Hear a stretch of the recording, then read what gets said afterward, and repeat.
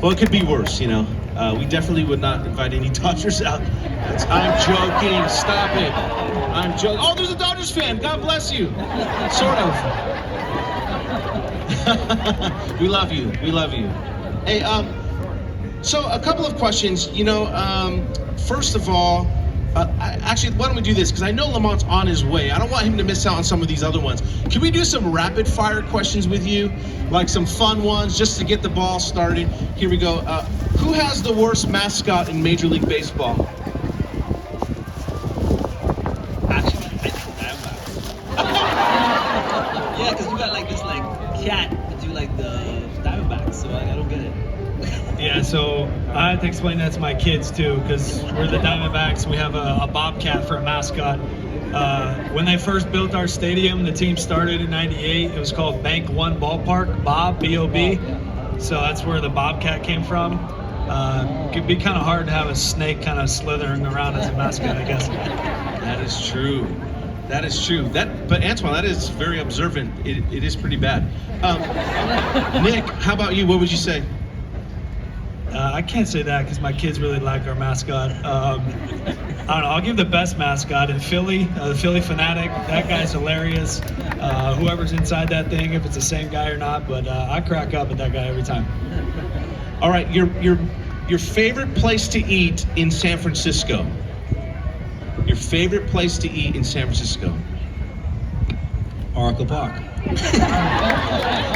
Okay, Antoine, you work here almost every day. You guys grind it out. So I want to know, what is your order at Oracle? Where are you headed, man? It changes. So pregame is always a cheeseburger, and then afterwards they usually make some food from like the Caribbean for some of the guys that in North America. So that's really cool. What is the Caribbean diet, man? Tell us. A lot of rice, some beans, some jerk chicken, oxtails. They take good care of us. Yeah, the same thing. They do a great job here for us when we come in. But, you know, coming here, staring at the ocean, I like some seafood.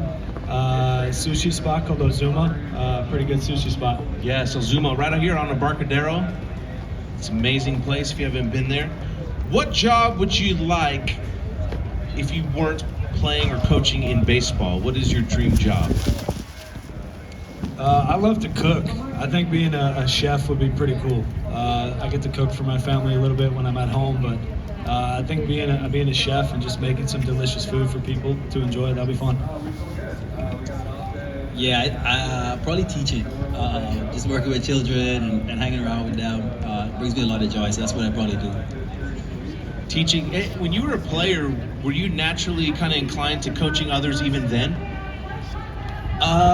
No, because I wasn't really that smart. So. But definitely could lend a supporting hand and be a listening ear. So I think that was the strength then.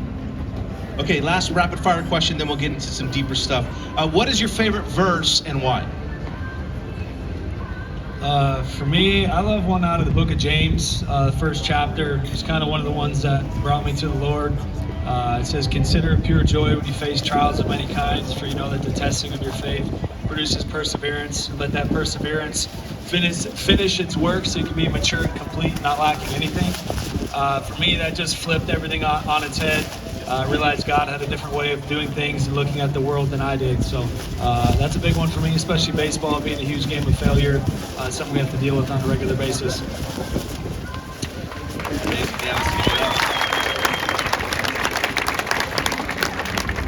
So actually, as a young man, I would carry that same verse around in my wallet when I first moved from the Bahamas. So that's I would have used that one, but since he used it, I'm gonna go with Isaiah 40 verses 28 through 31, and it talks about when we get weary, just trust in the Lord, and He will give us our strength, and we will soar like eagles. And so that's one of the verses I kind of lean into, Isaiah 40. Yeah, I love that one as well. Yes, your strength will be renewed like eagles, and even though you're old, you will not grow weary. Which reminds me, Antoine, man, you look great. Man, you played for so long, now you're coaching. You just don't age. All right, let's get a little deeper. Could you tell us a little bit about kind of your background? Did you grow up in the faith, in the Christian faith? Is that something you grew up with? For me, my mom kind of drug my two brothers and I to church against our will a lot as kids, but I definitely wasn't going to church on my own. It wasn't something where I had a relationship with God. It was just something my mom made me do, and then went off to college. I didn't really have a faith of my own, so I kind of strayed away from it for a while, for sure. Yeah, similar. Growing up, my grandmother was a big part of my life, and church was a thing that I did every Sunday. We lived in walking distance to the church, so we would walk every Sunday to church and walk back. And it was important. It was an important part of our life, you know, praying as a family, going to church. And so, yeah, I had a cool opportunity to kind of grow up in the faith. But similar to Nick, in terms of like building that unique relationship with God, it kind of came later on in my life. Yeah, talk about that for a second. Like, what were the events that led you to Jesus, and why do you follow him? Like, when did this happen? What were the events leading up to you kind of making that decision? Yeah, for me, in 2012, my grandfather passed away. It was kind of the first really close family member who had died, and I was thinking about a lot of different things and really processing life and death and what's really important. So that was kind of an initial wake-up call for me, that it wasn't just about, you know, being a young kid and things of this world. Then the next year, I ended up getting traded from the Atlanta Braves to the Diamondbacks. I was going through a long-distance relationship at the time with my fiance, who's now my wife. That wasn't going great, and on the field, I just was struggling really bad. I had 2 months of playing time, and I was hitting 137 with no homers and 1 RBI. So going back to that verse in James, my manager at the time was a guy named Andy Green, who managed the Padres for several years. And he would just call me into his office, and he would talk to me and ask me how I was doing. He invited me to chapel and Bible study, and started to read scripture for the first time, and actually gave my life to Christ on the field in the middle of a game during a AA season in 2013. Wow. During the game, that's incredible. Did your batting average immediately go up? Yeah, so it was in the middle of the game between the 4th and 5th inning. I had struck out and grounded to double play my first 2 at-bats. The next 2 at-bats, I did get hits. I don't know if that's a coincidence or not, but what I did tell God on a serious note was I'm done doing life my way. I'm going to do it your way. I'm going to trust the things that you have for me, whether that's continuing to play baseball or not. I realize that I'm not doing things the way you want me to do them, so I'm going to trust you and follow you wherever you take me.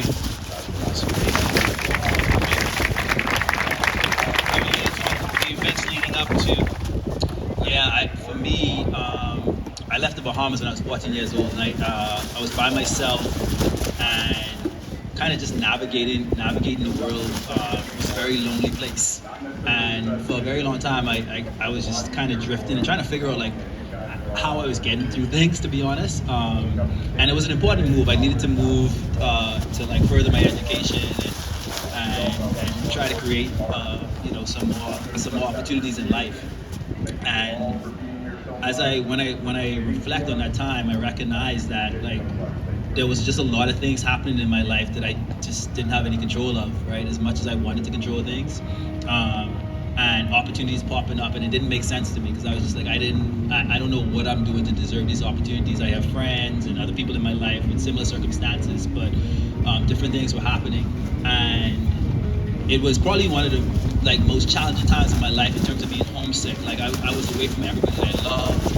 I was in a new environment, a new culture, and it was a pretty tough time for me, like emotionally and mentally to kind of get through. But for whatever reason, I always felt that I had enough strength, but I for whatever reason, I knew it wasn't coming from within, and I knew it was something else that was driving me, like my battery, to get through these moments. And I think James wanted my wallet, talking to my grandmother, recognizing how important God was in my life and how He was the person that was driving me through these challenging times, and ultimately me recognizing that like I just need to surrender, right? I need to let it all go in order for Him to do the work. That's amazing. And there's a misconception sometimes. I was kind of joking about your batting average immediately getting better. There's this misconception that maybe, you surrender to God and then immediately your life gets better, and that would be like a prosperity gospel, like, just turn to God and everything's great. And oftentimes, I don't think that happens for many people. But what in your life has changed? Because there is a lot that changes, and the majority of it is very positive. But how would you say your life's changed since kind of surrendering to God and saying, I'm ready to live your way? I think the two biggest things for me that have gotten incredibly better are the peace and joy that I experience every day, unrelated to circumstance. So beforehand, I was stressed out, I was anxious, I was worried about my future all the time. And now it's so much easier, not that it's easy every single day, but it's so much easier to trust and know that God has my future in his hands. I don't have to worry about things I can't control, like Antoan was saying. The other thing was relationships, right? I was really, really bad at relationships. I didn't treat people the way I should. My marriage is thriving. Relationships with my other family members and kids are thriving. And that's all because of Jesus.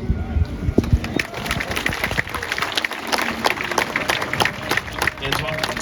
I think the biggest change for me was just my identity, right? And I think struggled for a long time trying to figure out like who I was and what I was connected to. And I think when I was able to anchor my identity in God, that was the biggest change for me. And then it gave me a lot of peace in the things that I do, and it actually made me really, really bold in my decision-making processes.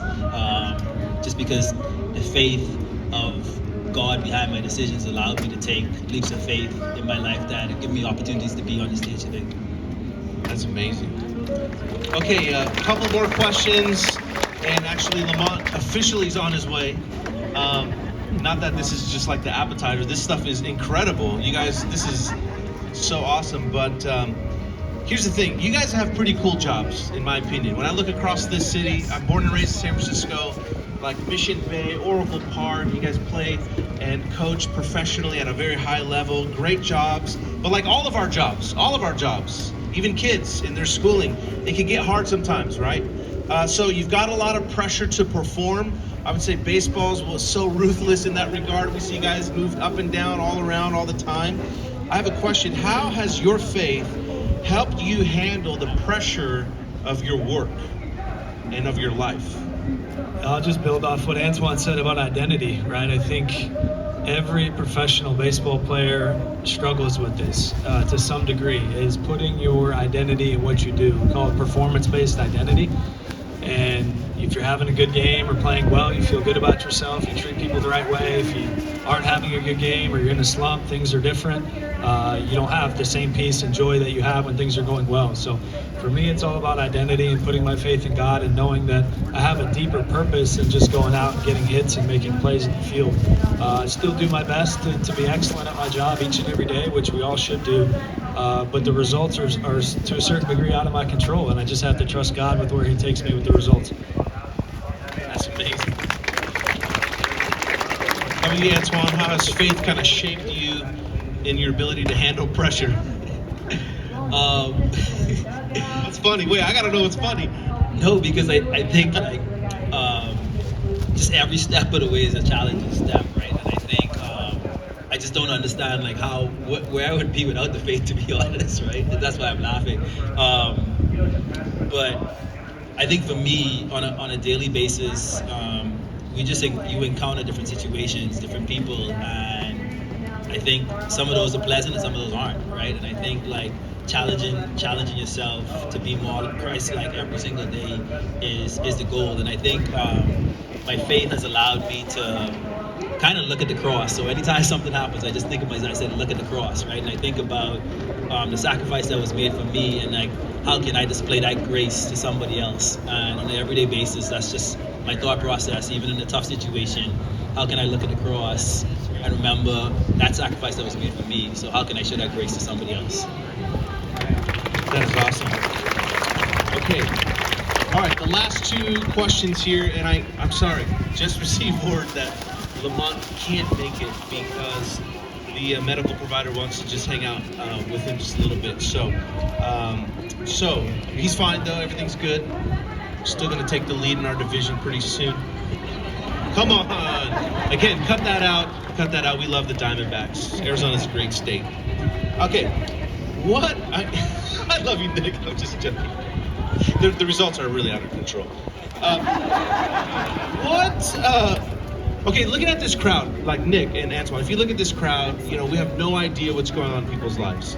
But what would you say to someone maybe who's struggling right now? And we are really great at hiding it, right? We're all really great at hiding it. We overwork, we put on a smile, we dress nice, we drive a great car, but people don't know what's going on internally.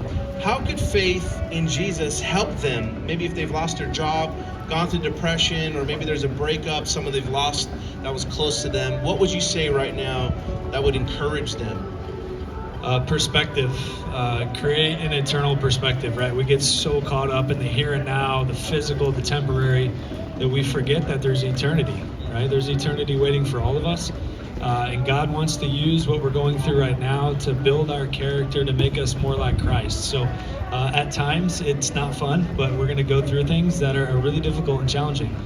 For me, last year, I had 2 different surgeries I went through, shoulder and ankle surgery. I had COVID that wiped me out for 2 weeks, and I had a stomach parasite. So I was just going through the ringer last year, right? And no one's immune to it. We all go through challenges in life.